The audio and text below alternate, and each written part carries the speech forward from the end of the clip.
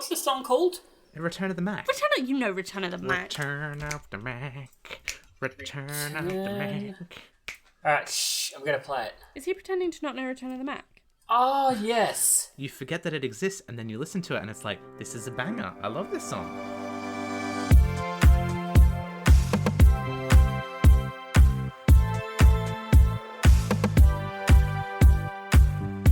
Hello, welcome to Good for a Change. This is a podcast where we aim to combat the awful everyday news you hear with stories that will make you smile. I'm Jarrod, and with me, but not with me, is Hollie. Hello, Hollie. And also with me is Sean. Hello. How are we going? Good. Yeah, very well, thank you. Are we excited? Very More than. excited. I've come in with a lot less energy than I did last time. A lot less chill. I haven't got the beard. I had the beard last time. I've shaved. Everything feels a bit Now more I've normal. got the beard. And it really suits you. You look great. Thank you so much. We all ready for another episode? I am pumped and raring to go. Well, if you're pumped and raring to go, I'm going to let you go first, Sean. Tell me Oh no. Oh gosh. some good news. Okay. Well, I'm thrilled because my story today is the final realization of that 1960s view of the future. And that is that later this year, they are planning to hold a flying car race. Stop it. In Coober PD. Stop. In Coober PD? In Coober PD. Oh my gosh, someone call my dad right now. Yeah, Hollie's dad is obsessed with Coober PD. I think we need to go on a Good for a Change field trip. To see the flying cars. Well, we already To went see to the the flying Cheese cars. Land, didn't we? We've been on one Good for a Change field trip. We have been. We went to the cheese sushi train. Now we I could. was not invited. Sorry. Now we could go see the flying cars in Coober PD. Wow. So it's a company called Alauda, and they have been developing a flying car. And there's been a lot of push towards flying taxis. I think Uber's developing one to try and have like a flying miniature taxi service that would fly you around. Google's working on some autonomous vehicles, those kind of things. The future is now. The future is now. And this company has developed, they went, you know what? Yeah, taxi Uber driving's fun, but what if we had like a racing vehicle? Yeah. What if we could race flying cars? Yeah. Which is honestly where the brain immediately goes. Yeah. Yeah, like why wouldn't It doesn't go, oh, this is going to be great for transportation or for travel. It's immediately like, let's race. Can I race this? Yeah. I think, isn't the next Fast and Furious going to be set in space? They've just announced. Yeah. I have no idea. And it's going to start in Coober Pedy. It's going to be Mad Max mixed with Fast and Furious, mixed with Star Wars. It's like the tri-state area from Phineas and Ferb. It's a real mashup. Yeah, it's a real mash. So these flying cars are sort of like if you imagine an F1 Grand Prix car mixed with like a heavy duty drone. Mm-hmm. So it's got like quad blades kind of thing on it, and although it can lift a person, unfortunately when this race happens, it will not be manned because Not worth it then. the aviation laws currently don't allow a person Jarrod, to what's be your in good it. news? I was going to say, I'm going to tell you a bit. No, go on. But these things can go potentially up to 130 kilometers an hour. So they are fast. And even though they won't have a human in them this time, they are building up to the point where they can have a human in them. That's so cool. I mean, I'm getting a sinking feeling that in a few months' time we're going to have to do a statement beginning before an episode of Good for a Change. Just to say, like, we're aware we spoke about it and we know that it's been in the news for horrible tragedies. I hope not. It does sound... I mean, there aren't people in it, so the likelihood of that is probably slim to none. Yeah. And also, you can't like collide with a house or anything because all the houses are underground in Coober Pedy. That's true. And that's why they're underground. They thought about that 50 years ago. You're like, good plan, guys. Someone saw Flying the cars. Jetsons and they were like, we're going underground. Yeah. Well, and the Clangers at the same time. So- They're like, I want to be a pink alien. I don't know that reference. The Clangers, they live on the moon, but they live in holes on the moon. You're talking British again, Hollie. Sorry. Hello to our British listeners that understand that reference. That's my mum. They are hoping that this will become a way to also boost tourism in the area because obviously tourism's had a massive drop this year. So they're hoping that futuristic flying car races will bring some people out. I mean, we literally turned Obviously. around and we said, let's go see this. So I think it will work. I mean, I'm going. I'm leaving right now. I mean, you're not allowed to, but... I mean, the lockdowns are going on. The borders are closed. I will get in a flying car and fly over the border. Is Coober Pedy South Australia, is Yes, it? it is. Oh, that's a shame. I thought it was Victoria. I was like... I'm sorted for Christmas. Let's go. I'll see you there. It's about 9 hours drive, I think, Be from Adelaide. cheaper to buy a house than get a hotel there, probably. I don't know, maybe we could just... I mean, your dad would be thrilled. Hollie's dad is obsessed with Coober Pedy because when we lived over there, we used to watch a lot of like Outback Opal Hunters and Aussie Gold Hunters. Gold. Yeah. And times. Hollie's dad is now obsessed with Coober Pedy and going there and striking it rich. So maybe we can kill two birds with one stone, see some flying cars, make a lot of money opal mining, come back bazillionaires. Great. Beautiful. It's done. I'm on board. You're on board? And then we could own our own flying car. Yeah, but only if one of us gets to man it. Yeah, that would be nice. Because otherwise it's just a drone. Yeah, then it is just Boring. a drone. That is the case. Very it's large just a drone shaped like a car. It's like, I think they're about 4 meters long or something. So it's not a small drone. It's a large one. Do you remember when Elon Musk sent his car into space? Yeah. What's he like? What a weird dude. He's a weird dude. Hello to Elon Musk if you're listening. He's absolutely not. He's got... You're a weird dude. You need to calm down. And that's like the other one that I think of is the guy that did that jump. You know, the one that he like went up yeah. really high. Oh, yeah. Did you And watch then, that like, live? jumped. That was stressful. Yeah. Yeah. Oof. Because it was such a small net that he landed in. And it was weird that, like, there was only one man holding it, you know? I think we're getting confused and watching the Jetsons again. I'm really excited though that this is like finally happening because I feel like you go back in time, you go back to the 60s, they're like 2001 A Space Odyssey. I don't know when that was filmed, but you know, like there's all these films that Like are like 1984. yeah, all these films that say like this is what the future is going to be like in this year. I mean, and then George Orwell was close. But flying cars, I feel like, is that one thing where sort of everyone in the past was like, the future's going to be flying cars. And we're sitting here in 2020, and I mean, currently my car's not even going, let alone a flying car. So make it happen. I'm excited for flying cars. I'm excited for flying cars, but I feel like the kind of invention that I need to be around for 10 years before I am okay with it. Before I go, yep, you know what, I'm going to get in a flying car. Because you just need someone to not be flying at the right altitude. And again, we'll make the statement now, if you're listening to this in 10 years' time, we're sorry that we talked about it before the tragedy occurred. It's apparently safer than a helicopter, though, in the sense of a helicopter has, and cheaper than a helicopter, because there's a reason. For those listening at home, you didn't see the faces that Hollie and Jarrod just pulled at me then as if what I'm saying is absolutely ridiculous. But a helicopter has a lot of moving parts. To achieve what a helicopter does, it has a lot of moving parts. Whereas these new designs and these like upscale drones have only about 16 moving parts. So there's less things that can go wrong in the process. And therefore... spark plugs. I don't know. I bet there are, and I bet they go wrong. I haven't looked into enough the technicalities of how it works. There's only 16 moving items. You just need one to go wrong, don't you? But then you've still got 15 others that are fine. Yeah, but if you've got 120 in a helicopter and one goes, at least you've got 119. That's Do true. you understand where your logic falls down, Sean? You're wrong. Yeah, you've got to spend a lot of time looking at 119 things.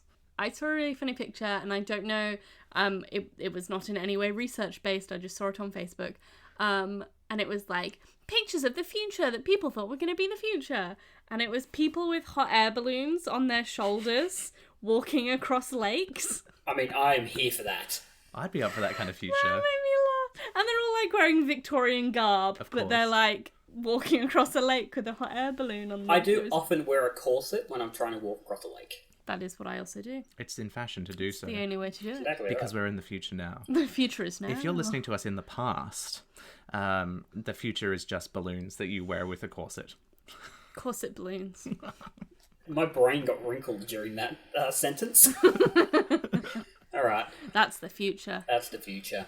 Well, whoever has made these cars is a hero, and now I'm going to tell you about my new hero. A man named Ander Christensen, the hero the world needs but does not deserve. The Nebraska local recently approached his local city council with an impassioned plea, and I'm going to read out the beginning of his plea to you. I'm ready. Okay. We have been casually ignoring a problem that has gotten so out of control that our children are throwing around names and words without even understanding their true meaning, treating things as though they're normal. I go into nice family restaurants and I see people throwing around this name and pretending as though everything is just fine. Now, before I continue, would you like to know what would you like to guess what he's speaking about? No, I don't want to risk guessing. No, I feel like it could be hamburger. Jinx. Oh, you are. I mean, you're not correct at all, but you are you're on the same wavelength. He is talking about boneless chicken wings. Oh. Anders' problem is that restaurants are calling chicken tenders boneless chicken wings when they don't contain any meat from the wing, just from the breast. Wait, they're calling them boneless chicken wings. Yes, in America it's a big thing. They call chicken tenders boneless chicken wings. Oh. Do you know what? I saw on Facebook the other day someone like having a conversation with a restaurant worker, and they were like, "What part of the chicken is the chicken wing from?" And the restaurant worker was like, "It's the wing." And they were like, "Yeah, but what kind is it? Is it breast meat? Is it thigh meat?" So this is obviously like It must be a thing. a fairly widespread. Tell us more, Jarrod. Tell us more. So he approached his local city council. His father is on the local city council. He did mean it as a bit of a joke, but he still very much maintains that that he, as he said, children are learning the wrong things. Yeah. He goes, children aren't learning correctly. Children aren't understanding that, that these two things are completely separate. Like, you get a chicken wing, you get a chicken tender. Different. They're not one and the same. No. They're not one and the same at all. So he did it as a bit of a joke, but also he really did want to get his point across. So he has offered up a few alternative names. Okay. The first one I don't love. It is wet tenders. Oh no, Oh, I no. hate that. Oh, No, no, I don't no, enjoy no, that. No. I feel icky saying it. Let's Watch breeze sales past it. in boneless chicken wings drop. Ooh. Yes. Although I say that, all three titles that he's come up with aren't great. The second one, he obviously doesn't like chicken tenders. His second one was trash. Just trash. Ooh, okay. Also, probably not going to be a good marketable slogan or name for a product. Unless you get Oscar the Grouch to do your ads and sing I Love Trash. Yeah. Yeah. Yep. The third one he came up with, again, I don't love. Saucy Nugs. I love that. I mean, that's probably out of the three. I'm going to say that is the Out best. of the three, it's probably the That best. does make sense because But yeah. I feel like that it's like dipping chicken. It's like Yeah. Well, chicken wings in the States especially are often pre-cooked in a sauce. yeah. So they are a sauce, Yeah. like when they're in that buffalo spicy sauce, it's like pre-cooked into it, and then you dip that into the Wet ranch. chicken. Wet. So, no, not wet chicken. Let's Yeah. let's steer away from that. Wet. No. Wet tenders. Oh no. Can we call this episode Wet Tenders? Ooh. I thought, sorry, my brain was like, oh, he obviously doesn't like the word tenders, but he's kept the word tenders and he's taken out the word chicken. And put in the word wet. Why does he not just have chicken tenders? And I don't understand because, like, at the moment, I feel like the chicken nugget is having a cultural phenomenon. Yeah. Like everyone's obsessed with the nuggies. They're always. Well, saucy nugs. Yeah, Yeah. I enjoy saucy nugs. I think he's jumping on the nugget bandwagon. Yeah, but it's not nugget. If I ordered, am I okay? If I ordered saucy nugs, I would expect them to be nugs. Yeah. Well, I suppose a boneless chicken wing is more like that than it is like a chicken wing. That's the See, thing. a saucy nug, I'm hoping for like a long chicken tender that's like almost got like a marinade all over it. Like when you pick it up and your hands are all like. If it says nug, You know. I'm expecting a McDonald's chicken nugget. Like I want it to be the shape of a boot. And I don't know how big these boneless chicken wings are, but from my memory, and it's been a while since I've lived in the States, like a boneless chicken wing was sort of like a slightly larger than, like, say, a popcorn chicken kind of size. Yeah. But still sort of in the realm of that. So it wasn't necessarily a nugget, but it wasn't necessarily a pop kind of thing. It was like an in-between world. And that's where maybe things get confusing about where to name it. Yeah. And if they're serving it in a way that they would normally style a chicken wing, it's taking out that idea of like, because I don't like eating chicken wings particularly because I don't like the bones. So a boneless chicken wing would appeal to me in that sense because I'd like the other flavors, but I'm not so sure about I feel like I miss something when I have a wing on the bone. Yeah. Chicken. I'm not sure these three alternatives you come up with. I'm not sure I'm comfortable with a child asking for either of them. I don't want to hear a kid go, "Can I please have some trash?" Yeah. I also don't want to hear a kid say, "Can I please have some wet tenders?" Like, breeze over that. That said, I do think it's kind of cute if a kid goes, "Can I I please have some saucy nugs? That is cute. Yeah, I'm down for That's that. cute. Saucy nugs is the closest. I would, if I ordered them, and I mean, I prefer tenders to nuggets, but that's neither here nor there. I feel like if I ordered it and they came and they were not nuggets, they were tenders, I would be surprised at the outcome. Would you send it back? No, because I prefer tenders, so I'd be like, oh, yay. Oh, okay. It'd be a happy surprise. Yeah, but it wouldn't be what I was expecting. Whereas I feel like they should call it like mini tenders or like mini dipping tenders, or I just feel like there's somewhere in the realm, because it's not a nugget. That's the takeaway. Tell you what, I want to take away right now. Yeah, I know. Keep And talking it's about these nuggets, Monopoly at McDonald's at the Oh, moment. don't tell me that. Don't tell me that. I mean, I'm super into the idea of eating some saucy nugs right now. Saucy nugs. Let's make that happen. Get me some wet tenders, gang. Did anyone try the spicy nuggets when I think McDonald's did the spicy nuggets? They were a disappointment to me. I was like, because again, it was riding that nug phenomenon that we were going on, and they were like, let's have a spicy chicken nugget, and I thought, yes, I do want to try a spicy chicken nugget, and then it was a disappointment. Do you know what this is a bit like? We have a lot of corn chicken, and Sean has a real problem with corn chicken because it is not chicken, it is soy. And I feel like this is the same. Like, I feel like you're as impassioned about that as this gentleman is with... Yeah, it's the naming thing. You want to make sure that the product that is getting out into the world is reflective of the actual thing it is, I think. Well, then you two will be very happy to know that the matter is officially now under advisement by the Lincoln City Council. Whoa. Yes! Yeah, get on that. So Ander has done his homework. He knows exactly what he needs to do, and with any luck, soon we'll all be able to go to Nebraska and have some saucy nugs. I am down. Woo! So we're going to Cooper Pedy to see some flying cars race, and then we are going to Nebraska to eat some saucy nugs. I can't wait until we're able to do the Good for a Change road trip. I've got another great place that we could go if you're ready to go there. Yeah, okay, go on. Ready to go. Are you ready? I've got an excursion for our little trip. Great. Where are we going? Let's go. We are going I'm getting on a bus. to Denmark. Ooh. Bigger than a bus. Ooh. I mean, we're not, because We're not going anywhere right now. We can dream. let's imagine we're going to Denmark. So they have opened in August this year the Happiness Museum in Copenhagen. Ooh. Eh? That is very on brand. That is very on brand.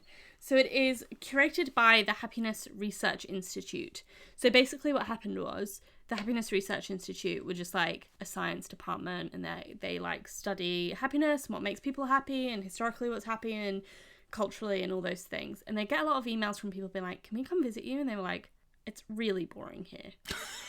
Like, this is just an office. You don't want to be here. So it's headed by Mike Viking, the man that wrote The Little Book of Hygge. Oh, okay. Yeah. Because that's Danish. About happiness, yeah, as well. About isn't it? happiness, yeah. What they've done is they've curated several exhibits, and they're interactive exhibits. So it's simultaneously helping them study further and also showing people culturally and historically what happiness is and what happiness means That's really awesome. around the world. I find that interesting because happiness can be quite a subjective term, can't it? Totally. Okay, so is this taking into account what I might find makes me happy, considering what makes you happy might be different. Yeah, I think that is the goal of the whole thing. So there is a part of the exhibit where people have donated things from happy times in their life. Ah. And there's an exhibit of things that like have made several people happy. And also there's another thing, this is wild. There's this really fun thing where museum staff drop a wallet full of money just sort of randomly in the museum, and every time they do it, it always gets returned, and it always gets returned full. Ah. Isn't that nice? That's nice. That is nice. That's lovely. That's good to know that, like, I mean, you would feel pretty dodgy if you were in the Museum of Happiness and you didn't do something like that, wouldn't you? And you stole something, yeah. That'd be... Don't do that. Yeah. Don't steal stuff. Well, can I ask you then, Yep. what would you donate? Something that made you happy, that you're willing to part with. I think that needs to be... that needs to be a big factor. Something you're willing to part with. I'm going to go first. Okay. I have a clipboard. We will put a photo of it on the socials. Sean, if you want to plug the socials while I get the clipboard out. Sure. If you want to see Jarrod's clipboard and the other things that we describe, Ooh, what a sell. It sounds very boring. It'll be more exciting in a moment. You can jump onto our Instagram page, which is Good for a Change Podcast, at Good for a Change Podcast. We put all our visual things on there, and you can see everything we reference in this episode that's too visual for an audio medium. Yes, I mean, the most visual podcast in the world. That's my aim. Hollie, would you like to explain what you can see? It is a real sad-looking Black clipboard. Leatherette. It's got Leatherette. It's got a real plasticky, cover leathery. on it. It's got a nice clip. cover, but the back Gone. But Yeah, the back it's done is kind for. of destroyed. Yeah, big chunk gone. The reason this makes me happy is because this is the very clipboard I've used on all my Muppet interviews. And the reason it's got all these horrible rips on it is because both times I've interviewed Cookie Monster, he has taken a chunk out of my clipboard. What is he like? What is he like? He's a shocker. Absolutely. Last time I made him promise not to do it, and he did it anyway. So this makes me happy. This makes me very happy. Brings joy. And this will be... My aim is to just, in the end, have it just be like the actual clip at the front. I'm still using it. But yeah, that is what I would donate. I like it. I would donate... Do you know what I would donate? I would donate my Mickey ears. So we all went to Disneyland together, and it was at a point in time where I'd been apart from Hollie for about 9 months. We'd been living in different countries for a while, and we were meeting each other again, and we all went to Disneyland as a trip. Partially because, maybe Hollie still wasn't the person for me kind of thing. I thought it might be safe to take Jarrod and make sure we were all okay, and it wasn't a crazy random thing. I mean, actually, no. I was going to Disneyland and told you two I was going, and you two decided to. Yeah, okay, it's cloudy. Splitting hairs here, really. Anyway, but while we were there, we had an amazing time, and one of the things we all got were ears, the ear hats that you can get. And when I bought them there, I thought, this is a bit of a random purchase because when in life am I going to wear these ears again? But when I was there, I was like, I don't want to miss out because I'd been to Disneyland before. I'd not got them. I had some buyer's remorse in not buying them the first time round. And I've worn them on that Disney trip since. I've worn them to every Disney theme park I've gone to since then, which I've also had amazingly fun, happy times with. I have worn them to Disney on Ice when we saw that in Brisbane. So they do happen to pop out every so often. We also had them as wedding decorations at our wedding. So for me, that is something that is reflective of all these wonderful, happy times I've had. But it's also something that I can't wear it outside every day. So if it was in a museum case, I'd be happy to know that that was You'd be there. okay to part with. Yeah. My ears, you had obviously Mickey, Minnie, the two of you. I felt real third wheelie because I had Goofy and I wore them for about an hour and I took them off, but I've never put them on again. Yeah, you did. There's a nice picture of you and me on a boat.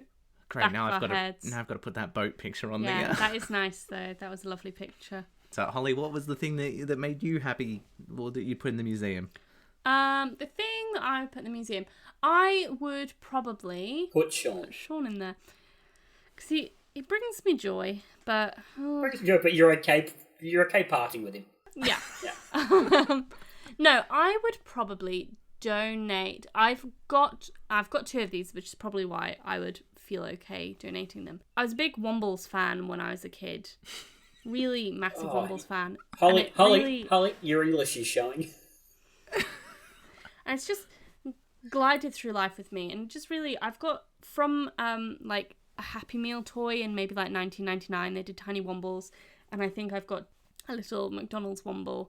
And just the Wombles in general bring me joy. It reminds me of a time when I was at school. Do you know the premise of the Wombles? I do.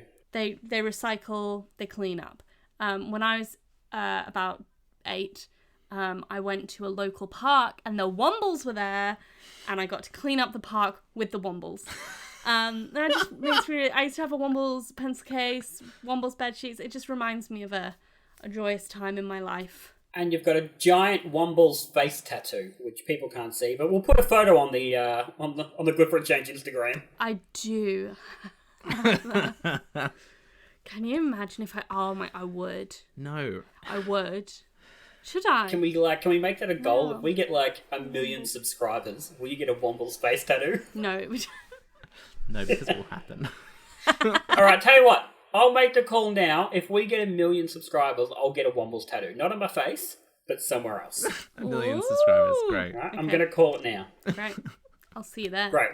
We're only about 999,990 off. Yeah, so We'll get there. We'll get there. Share it with your friends. Yeah. If you want to see a Wombles tattoo, tell your friends. If you know what you would like to submit to the Museum of Happiness, or if you know any good news stories, we would love to hear them. So you can jump onto our email, which is goodforachangepodcast@gmail.com, and send it to us that way. Or we have a new Facebook group. Just search Good for a Change in Facebook and you'll find us. And you can share your good news there with all our other good news fans from around the globe. They'd love to hear it too. And it might even feature on a future episode of the podcast. Yes, please send us your good news stories, and if you're anything like Sean, you'll post all the good news stories on Facebook throughout the week, and ruin it when Jarrod finds a story and goes, oh wait, Sean's just put that on Facebook, never mind, can't do that one. Don't worry about it, don't even worry about it. It doesn't make me angry and bitter and jealous. Anyway, Hollie, can you please tell me what's good in your life? What is good in my life is, honestly, very linked to that, because we've been doing this, I've been being sent a lot of good news just into my Messenger inbox. People are like, have you seen this? Lovely. And it's just really nice. I had one this week that Sean's sister sent to me, and it was about an animal, so unfortunately I couldn't use it because I don't know if anyone noticed, but that was an animal-free episode. Well done, everybody. Jarrod's was about chicken. I mean, I did talk about saucy nugs, but it wasn't about an animal doing anything. That's true. That's true. There was really good. I might save it for next week because it was spectacular. But my mum sends me really nice stories, and I have like this constant stream of joy in my Messenger inbox at the moment. Lovely. Yeah, I get people tagging me and things as well. They're like, look at this video, Sean. Is this like podcast fodder? And I go like, put it on the group. Share it with us. Yeah. Don't just tag me. Like, get involved. Because what's nice though is like obviously we're making some form of difference, and it's nice to see that people out there have listened to us and they think about us when they see these good it things is mostly my mum, if I'm being completely realistic. She sent me a really good one. Yeah. But it was from 2017, and I was like, oh, it's so... I'll tell you, there's basically this theatre company in, I think it was Germany, and they have set up like a theatre piece along the train track. So it was things like, as the train went past, people would like run past with bushes, so it looked like there were bushes running, and there were people who would like do races against the train, then they'd like run into a hole, and then someone else would run out the other hole as the train went past. It was really funny. It was very enjoyable. But that's the kind of thing that fills my days these days. I mean, your mum's such a good egg on the good news and the goodness things, because she recently sent us, it's been a year. We all know it's been a year. And when we're not recording this podcast, sometimes we don't have the best days. You know, that's a big thing as well. Like, although we do good news, it's not always a good day for us. And Hollie's mum really nicely sent us this like deck of cards. And as you like shuffle through the cards, you sort of shuffle them up and then you draw one randomly, and it will have like a really nice little saying on it or a nice little thing to think about during the day. And it just sort of like can shift up your mindset a little bit. And I thought it was really nice that she got us those. So I'm feeling jolly, is what I'm saying. Jolly Hollie. Jolly Holly. Jolly Hollie. Great. What's good in your life, Jarrod? Mine. So I've spoken about my nieces before. Mm-hmm. Several times. And I love them very much. But I am now going to be an uncle to a nephew. My sister is pregnant and last week found out she's having a boy. Oh my goodness, congratulations. Which is going to be very cool. So she's due in January. Wow. So I'm very excited. But I haven't sort of like, all my cousins and stuff always had girls. Obviously, you know, my nieces are 9 and 6. And so I haven't spent any time really around like boys that age. And so I don't know how to relate to them. So I figure if I just get trucks and sort of... No, they love the same things. That's the thing about kids. Kids love princess everything. dress. I love it. I have actually, what I have got, I've already bought one thing for him, is an Anastasia music box from Woolworths. Fight you. No, but that is very exciting. I'll be round. My sister did a Zoom gender reveal. So they had a cake and obviously cut into it. But you were mentioning that, yes. Yes, but it was and it was great. Did it have a bee on it? It had a bee and a creepy baby. This is a throwback to a previous episode which you can listen to. But she had like 37 people on this Zoom. Oh my gosh. And if you've ever been on a Zoom with more than about 10 people, you'll know that it just becomes chaos. People talking over each other. If you haven't got the gallery view on, the people, different names are popping up and faces. And so it was really quite complex as myself, my mum, my dad were trying to watch it. And all that happened is like my sister came on. They went to cut the cake and it froze. Oh no. And then we just hear my sister and her husband go, yay! yay! And we're going, okay, yep, what is it? Like, can someone give us an idea? And it took about 30 seconds to all of a sudden it cut, and you could see the blue. And so there's a video that, because they also, assuming something like this could happen, my sister also filmed them on their phones. Yeah. Doing it. And if you watch that video, they cut the cake, they get really excited, and then it's almost silence for about 20 seconds, and then you hear like 37 people go, yay! They're very excited. My brother-in-law's very excited because now he gets a boy to... He's trying to get the girls into, like, he loves the soccer, and the girls have no interest in soccer. So he's like, right, I'm getting this one to soccer whether they like it or not. Brilliant. You got to do that They're sometimes. very excited. What do you call that group of children now? Your nephews? Well, see, my sister said the same thing because she's always just said the girls. Yeah. And now it's like, well, she can't say the guys because... The kids. Well, that's what we said. But they're going to have to say the kids. Yeah. Yeah. But, like, because you call them your nieces. Like, that's how you That's it. I discuss always go, them. oh, yeah, I've got the nieces. But now I'm going to have to say the nieflings. The nieflings. The Nieflings. The niece-fuse. This feels like a massive gap in the English language that probably should have been filled. I'm sure there's a word for it. You know what? Before There's now. probably a German word. It's probably German. You know how Yeah. Germany manages to have words for all the things that we don't have in English? There's probably a German word that describes Nieflings. nieces. I'm and going to nephews. call them the Wunderbar. Wunderbar. A Wunderbar. And Sean, Yes. what is Wunderbar in your life? Oh, nice. I understand that because I'm German. And that's the one German word I know. You had a really nice, touching one there. Hollie had one that was nice as well. I have one that's a bit random, but I think it's a good reminder that sometimes the good things in our life are just the small things. Oh God, is it gonna be? Did you change your bed sheets? No, it's not. So I took my drive out to the supermarket the other day to do my essential food shopping, and on my way back, I had the radio on, and I haven't listened to a lot of radio during this whole thing because I'm not in the car, and that's when I would normally listen to the radio. And it was like one of those flashback hours where they just play music from different decades. Love that. And it was the 90s, and Return of the Mac came on. And Return of the Mac, I forgot that the song Return of the Mac existed for a long period of time. And then a few years ago, it popped up on a playlist, and I was like, oh my goodness, this song. I don't know this song. Return of the Mac. That one. I don't know what it is about it.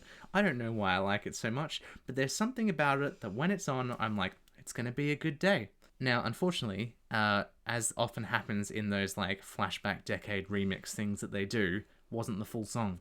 Oh. So I did get all hyped up. Yeah. And it was like getting into it, and I had the volume really pumping, the windows were down, the aircon was on kind of thing. It was a beautiful little drive that I was on. And then it cut, and it went to some random 90s song that I didn't know or care about, and the DJ was really excited about, and I was like, oh, you've cut probably one of the greatest songs of all time for this other song. Well, not so sorry about that. sorry, I was going to say, speaking of songs, what I've really enjoyed at the moment is, Sean, you've obviously made these really nice things for our Instagram and Facebook and stuff, introducing the three of us. And I did enjoy the fact that you specifically put that I'm a big fan of You Can Call Me Al by Paul Simon. Yeah, well, That is accurate. it is accurate. And one of my favourite memories of you and that song is, once again, at our wedding. That's Hollie and my wedding, not Hollie, Makes it sound Jarrod and like Sean's the wedding. only time we've ever hung out with Jarrod was at our wedding. And Disneyland. And But that song came on, and Jarrod went bananas because that song was on. So he was going crazy because he loves that song. But so was I got given the microphone, that's what happened. and so I started singing it into the I microphone. bet that was my dad. No, well, your dad came in about halfway through, and then he and I were like almost like a duet, like right next to each other, like our faces, like we're practically kissing, and we're singing "You Can Call Me Al" deep into each other's eyes. It was the best. So half the room was singing along and having a great time and dancing and going off. And one of my friends, who is an American friend, turned to me and goes, "What is it with this song that has made everyone in this room just go crazy like this?" And I was like, well, it's one of Jarrod's favourite songs, and I guess everyone else is just really down for it as well. So Great song. it is a great So song. it is a banger. We played it at a friend's wedding last year, and I had specifically requested it, Oh, what a surprise. and I was like out of the room when it came on. And it came on as I'm halfway through talking to someone, and I've just looked at him and gone, I have to leave now. And I ran into, and then me and the bride, who's one of my best friends, her and I just started dancing, singing to each other. And people were looking at us going, are they okay? What's going on? The thing is about You Can Call Me Al, though, is that it's a much longer song than you realise, because the instrumental at the end goes for a long time, and people are really into that song until the instrumental bit comes on. Then people get over it, and it just keeps going, and people are looking at us like, yep, okay, can we get to like Cotton Eye Joe now or something? Because let's wrap this up. Funny. Oh dear. Do you know what I'm really into in the way of 90s music at the moment? They've started showing Spicks and Specks on the ABC comedy channel. And I've never seen Spicks and Specks before, but I am absolutely smashing it at 2002 Spicks and Specks. Yeah, Hollie's very good at really vintage questions, apparently. Yeah, I'm honestly really good at Spicks and Specks. So if Adam Hills is listening and wants to start Spicks and Specks again, I'm your gal. Move over, Miff Warhurst. Hollie's coming in.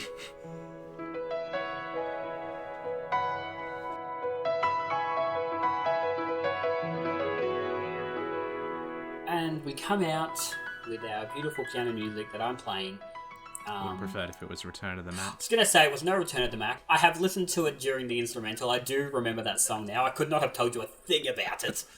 Again, no, You Can Call Me Out by Paul Simon. Don't worry about it. But that was great. Holly, can you tell me what people should do if they've really enjoyed this podcast as much as I have? Well, if they've enjoyed it as much as you have, which I can only assume they have, they should leave it a 5-star review on whatever listening platform they are listening on. But what if they don't want to leave it a 5-star review? Then they should leave no review. Because, again, the policy, 5-star reviews only, please. No 4.5, no 4, none of that. I'm not going to get into it again. Yeah. Sean doesn't like it. We've spoken about it at length before. Please go and listen to all the old podcasts if you want to hear about it. 5 stars only. Sean did have a big cry the other day about, I would say, 6 hours spent upset at the thought that someone might leave a 4-star review. So Sean likes to pretend that he doesn't like when we talk about the 5-star reviews, but he's even more about it than we do. Incredibly passionate. And I'm telling you now, if we get 1 million subscribers, I will get a Womble tattoo and 5 stars. Oh, great. Well, I'm on board. Definitely subscribe then. That's another thing you can do to keep us going. You can leave a review, you can subscribe, join us on Facebook like we discussed earlier on our group, and share us with a friend. That would mean the world to us right now. We're not going to get to 1 million subscribers and a Womble tattoo on Jarrod. It'll be Orinoco, just for reference. Without you sharing it with a friend. So if you enjoyed listening to us today and you want to share that good news around, tag someone, send them a link. Join the group. Join the group. Join the group. Let me have a Womble tattoo. I mean, I'm thinking about it, just for real. Great. I'm looking forward to... Send me some designs. We'll be fine. But until then... Yeah, we'll keep you in the loop. Yeah, please do. Well, thank you very much, Holly. Thank you, Jarrod. Thank you very much, Sean. You're welcome. Thank you very much, Jarrod. You're welcome. Until next time.